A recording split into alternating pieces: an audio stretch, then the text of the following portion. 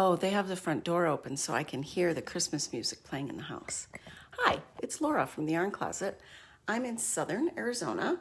Does this help at all? Marginally. So I've got more light from there, slightly up. Oh, I should have put lipstick on. I'm sorry, guys. It's just after Thanksgiving. We got stuff to chat about. I hope you're having a lovely break. I'm having a lovely break. My husband leaves in the middle of Thanksgiving to go hunting most years. And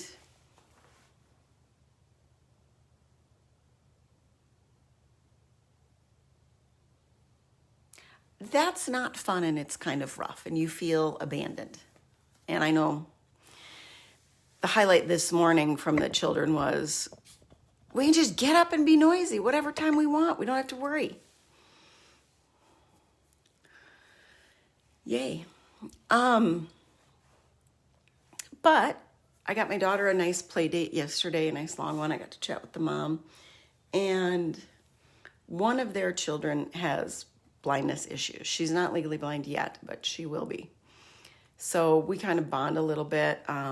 They've also got a boy about the same age on the spectrum. And they're quite lovely. I'll say this. They're a lot more financially well off. So the fact that they have a couple of kids with special needs, actually, technically, I think all four of them are, they just have more support. And that fear of the long term is not exactly there, which is something that I feel heavy on my heart in preparing for my children. Is I got in a conversation with somebody online, oh my gosh, how awful in England that they now have assisted end of life. Well, we've had it here for a long time, just not everywhere here. And there have been pockets of places in Europe that have had it. And in this day and age, I'm not saying that I'm pro or negative, but I'm going to say that I understand where the people who want to use that service are coming from when the end of life care is bankrupting multiple generations now. You've got multiple generations that are being bankrupt. My parents' generation, my kids' generation, because the costs can be so heavy in some of these long-term care instances that they can, from this generation, can then cause issues to this generation that then fall on that generation. I mean, it's multiple levels of just awful. And I hate that we are now in a place in this world where people are so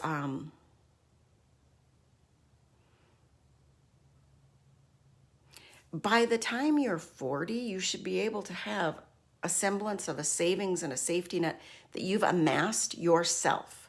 You haven't inherited it, but you've amassed it yourself by the time you're 40. That's not happening anymore.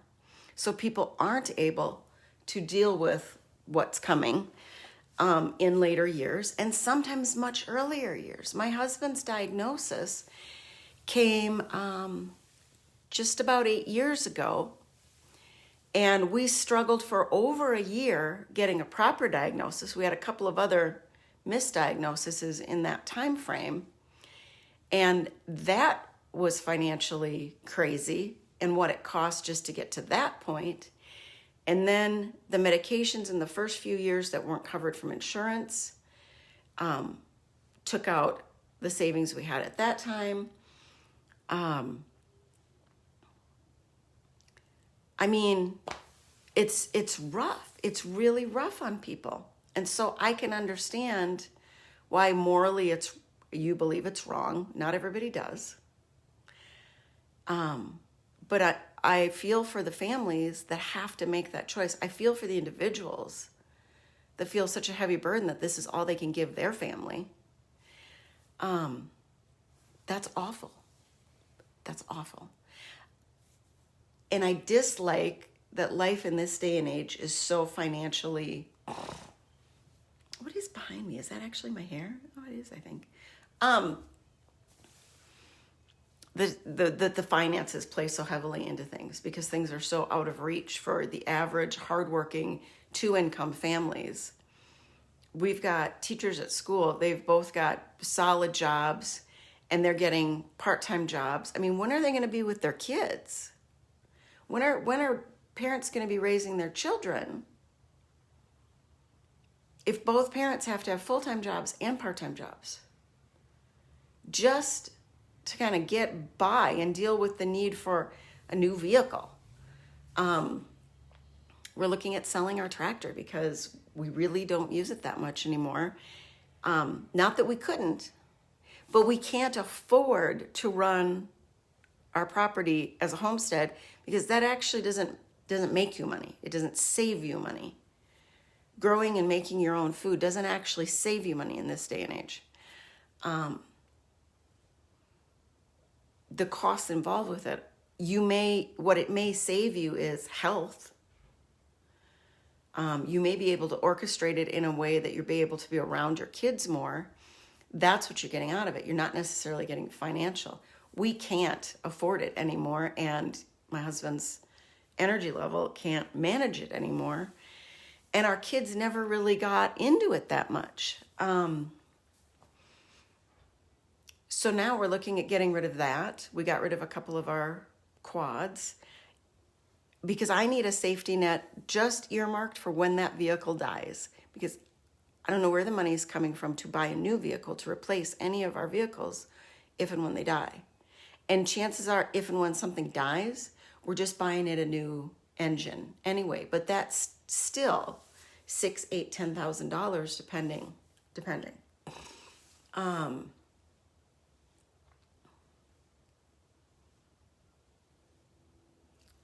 Just to get the RV up and running for his hunt this year with tires, repairs to heater, batteries, roof work, some other miscellaneous. We're over 2,000, somewhere 3,000-ish. That's nuts. And this is a 25-year-old RV that's been relatively well maintained the entire time we've had it, which is going on 8 years. Yeah, going on 8 years. 7, 8 years.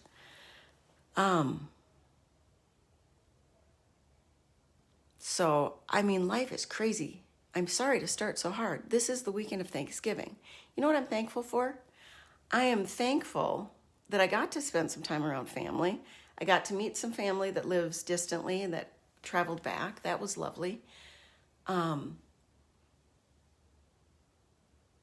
It was lovely. I got to spend some time because of that play date yesterday that I'm so grateful for. That was the top of my daughter's Christmas wish list, play dates. I can't accommodate that. I can't drive her to play dates. And a lot of the people that she wants to have play dates with go to a different church than we do, and they don't support interaction. So it's been rough. It's been rough. My kids have been isolated. And so I just feel like that was a huge blessing. And got to get us a little bit decorated for the holiday season. We don't go over the top. My husband doesn't do holidays, period. So there's a balance. He wasn't raised in a household that made that a good experience for him. So he was raised in a couple different households, and it was just rough. So I try to respect that. I get criticism for that. You should go all out. Doesn't matter. It does matter. He's my husband.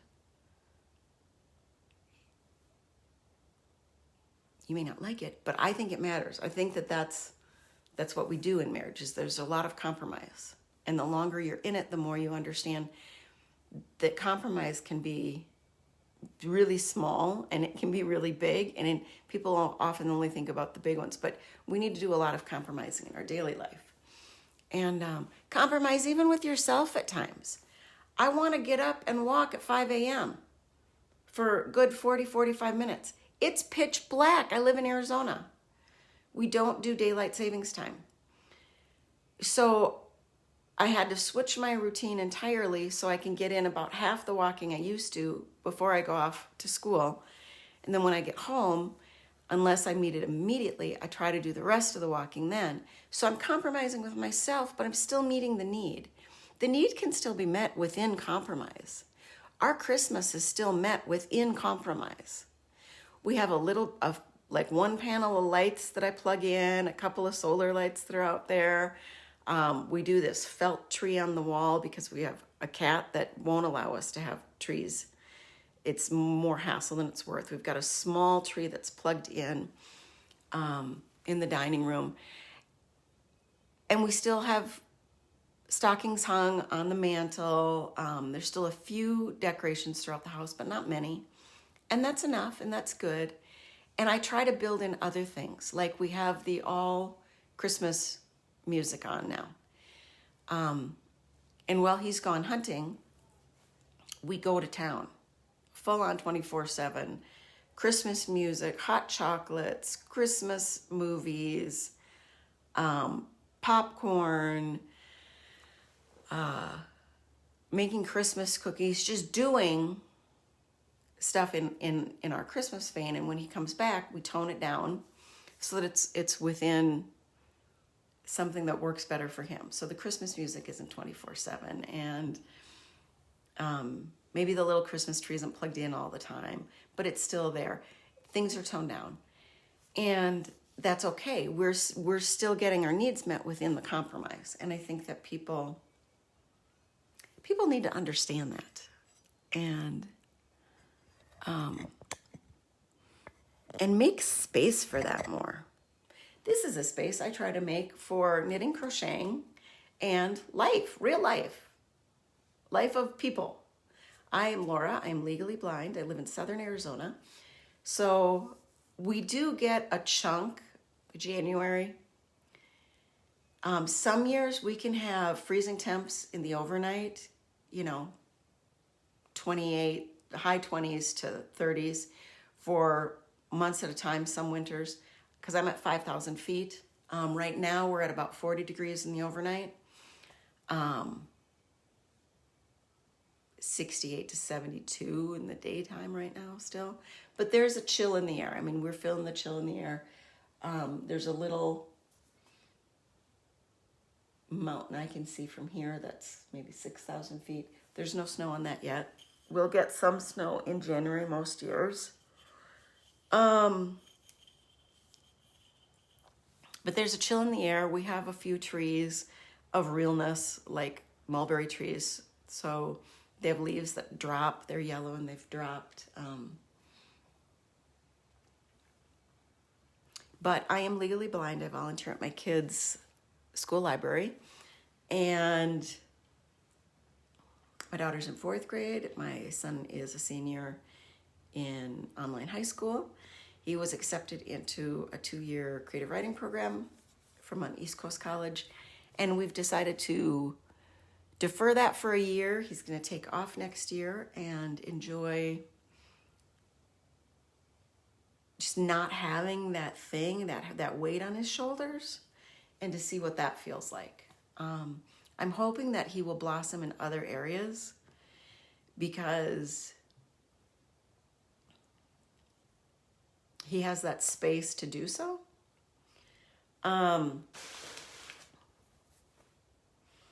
Life is a constant shifting.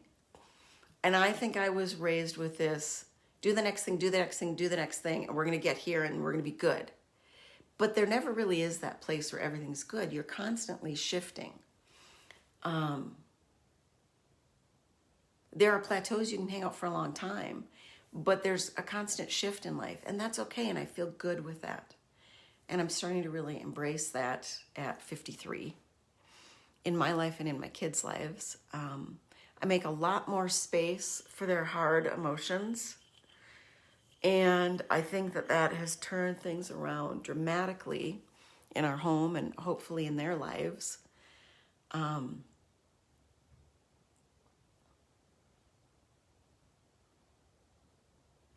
it's hard to be a more active parent. Parents weren't all that active when we were kids. They didn't, you know, if we were fed and watered and you know, we were good, a lot of things weren't thought of. I don't hold that against my parents. That was just a different day and time. And I try to explain that to my kids. But the hard thing for me is that I have to recognize what my kids are growing up in. And we also have a 30-year-old, so that was entirely a different thing. And we deal with that entirely differently than we deal with a high school senior and a 9-year-old. And we also now are of a generation where we don't want to get lost in it. And I think I've been more willing than my husband to engage in the fact that I'm a me. And it's okay to have my own needs and find ways to get my needs met. And the reality is, I was raised in a day and a time where the fantasy was that your partner was going to meet all these needs of yours. You have to meet your own needs first. And then you have to be able to accept whether or not they can meet your needs. Because here's the thing. You may think in the early days that they are meeting them and that this is whatever. And then years later you realize, oh, that really wasn't happening. But they're still the person you've chosen. And I really see in the kids nowadays and how their friend groups shift and all this thing in school so fast. Like there's an impermanence to things that is weakening, in my opinion, the fabric of society. So I'm trying to be conscientious of building that with my kids and my friends. Because you're most of my friends. I have a few real life ones I'm trying to cultivate. It's hard. It's very hard. So I'm just really grateful that there's a chill in the air and that we're already at this place. We're midway through the school year and almost at the end of this year. I'm excited to know, regardless of world events, that we've got through another one, people. We got through another one. We're going to get through the next few. Life is going to keep going. It's going to keep going. And I'm excited to see where it goes. Sometimes it may be hard. Sometimes it may be easy and fun and wonderful. And so, let's be creative about it. Because here's the thing, we're all creative beings, right? I mean, look at this. I still need to make this a 9 square with my 6mm hook because I've got boxes of squares now so that I can whip together some fast blankets. Just turned over this last week the blankets to my neighbor. She was quite excited. Was surprised that I made one for all of the daughters. And then I'm looking for my 8mm hook. Have we not been here before? My 8mm hook needles have been eaten. So here is some regular worsted on a 6.5. And that's not bad. And I like the lightness of that. But I kind of want to do 2 worsteds together. And I think I need an 8 for that. So I think the last time I tried to buy one, I couldn't find one. So what do I have? I feel something. So I don't know. I'm going to look at that again for myself. As Christmas has devolved already, I've given my daughter out her big gift, which was simply an end table for her bedroom, an extra one. So she's got one on each side of the bed, and a touch light.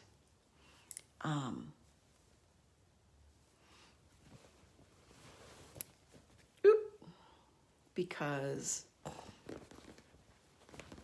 I think she needs that in the wintertime. So remember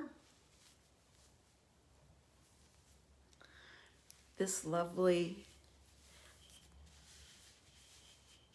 ribbing that was the inspiration for my oopsie oops on this hat. Here we go, people. I'm about halfway done on the ribbing. And look at how that makes it an entirely new hat. If I get a nice chunk of ribbing done even on this, I could have it folded. It'll all depend on when I lose interest. But it makes it more beret style, more slouchy style if this ribbing's big enough. But all I did was do every other on a 3.75 millimeter needle, because this is crocheted granny circle. I ended up with 180 stitches at the end, or 184, or somewhere in there. So I ended up going down to 80 stitches in my hat, ribbing. And I'm knitting the ribbing. I love combining crochet and knit. I'm sorry, people, I love it. And I think I'm going to continue to do it.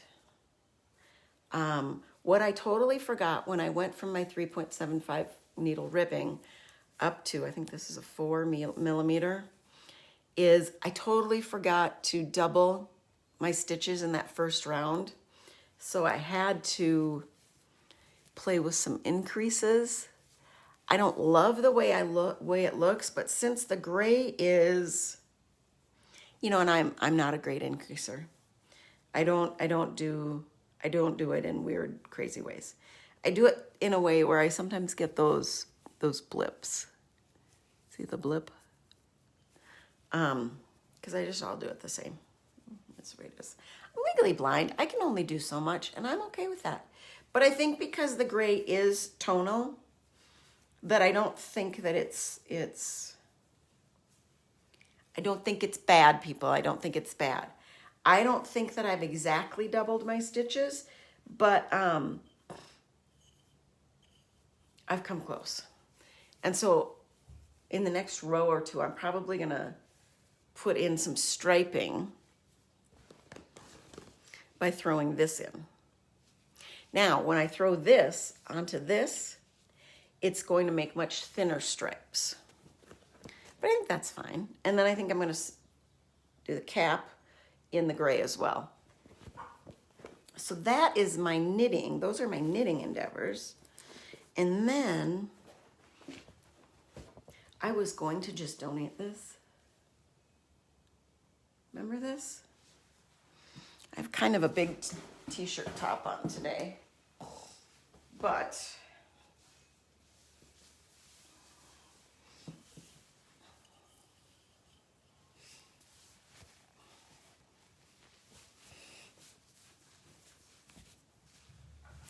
here's the thing. I don't love the fit, but I don't hate the fit. I mean, yes, I would prefer it if this was a regular sleeve. But once again, how many times do I have to say I'm not good at the decreases or the increases in crochet or knit? I love the combination of crochet and knit. This is a little bit heavy, but like it works today. So I'm thinking maybe I will just wear it. Maybe I will just wear it. You know? And this is kind of what the hat will be like. A chunk of color. And what I don't think you can tell is that this is actually striped. There are blue lines in between here. I may just keep it and wear it a few times. And especially wear it to school. Even though it's got all my ridiculous cat hair on it. The other librarian can fuzz me off. But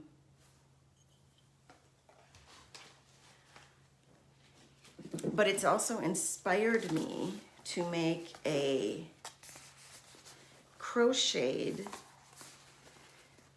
fingering or lace weight. If I don't have enough fingering, I might actually buy some lace weight. I don't know that that'll be hard to do with such a tiny hook, but it's so much thicker in crochet. like this was a sport weight, so like a 2, and it still ended up being thicker than I kind of wanted it, being an Arizonan. So I'm gonna see if I have enough in something to do a fingering crochet sweater like I did this one, and then do the finishing in, this is actually also crocheted on the top here, which I like because it's easier to pull it in as desired. But then the ribbing on the cuffs and the waistband. I will even sometimes knit a sweater that's raglan and put this same crocheted neckline on it because it's just easier to pull it in than the ribbing. So like if I do a raglan sweater in one piece, to do the decreases, to do this neckline in crochet is much easier for me than to do it in ribbing. So I do like this detailing. There's so much about this that I like.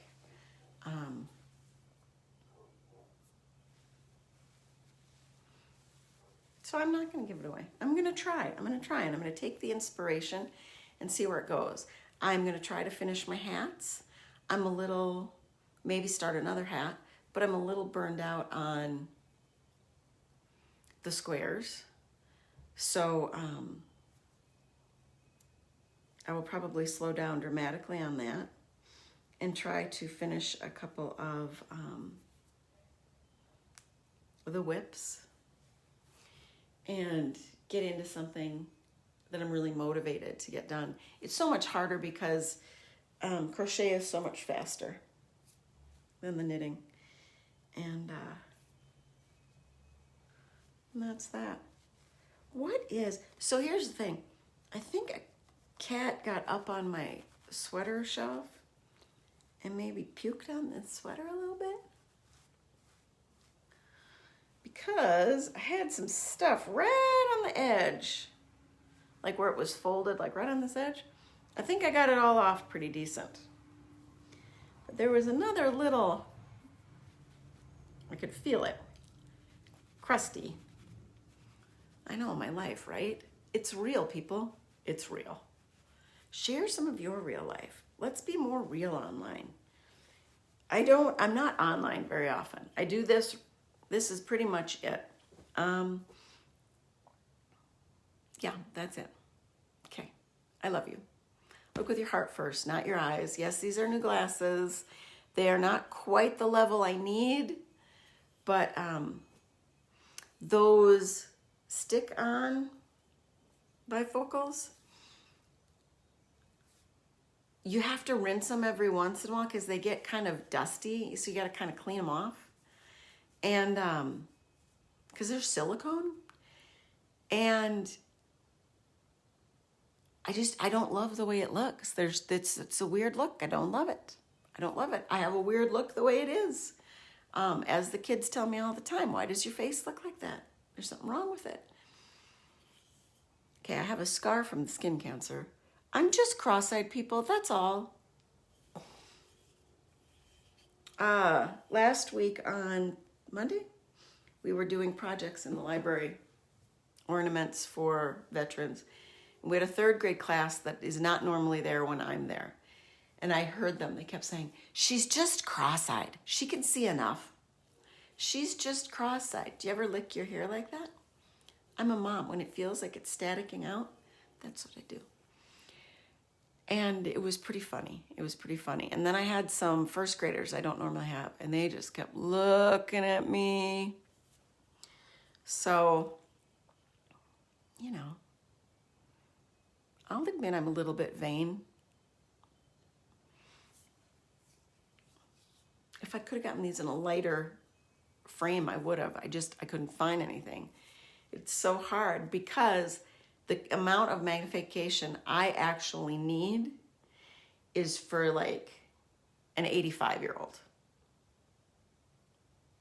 So I'm trying to work with the magnification for like a 65-year-old, just to be able to get stuff that's cost effective and, works. The other thing is one of them kept kind of bubbling off.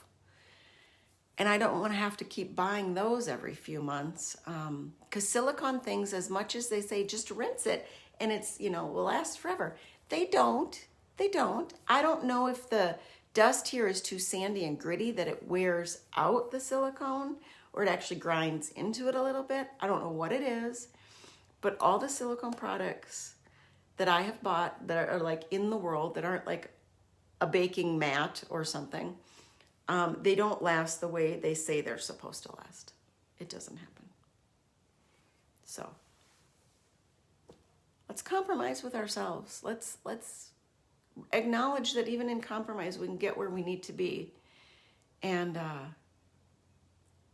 just be easy on ourselves and everybody else. This is such a hard season, and it's been hard for me most of my life. And I'm just letting go of that. I'm letting go of it being hard. It's going to be joyful, and we're going to focus on the positive things. And when people start to get negative in conversation, find tactful little ways to redirect and get off that and go to the happy place. And let's try to live in that happy place. Let's try to live in a place of peace. Not confrontation and argument, not negativity, just peace. The fact that we are waking up every day is a good thing. Look with your heart first, not your eyes. See you next week.